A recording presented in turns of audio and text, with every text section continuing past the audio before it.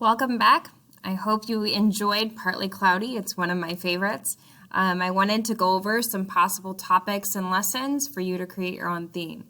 So, some topics for Partly Cloudy might include friendship, fighting through hard times, jobs, fairness, and jealousy. All of these are issues that were brought up throughout the video.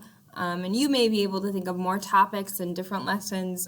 This is just sort of a brainstorming to get you thinking about the types of ideas that might pop up.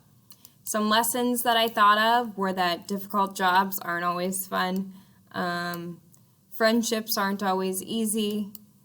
Don't jump to conclusions. So these last two are more cliche. So think about ways that those combine with topics in order to make a better theme statement.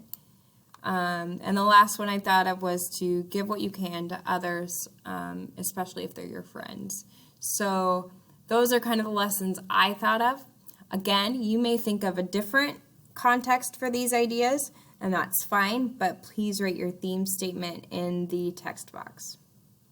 I hope this lesson kind of gives you an overview of what theme is, and we'll be discussing it continuing the rest of this week into next week.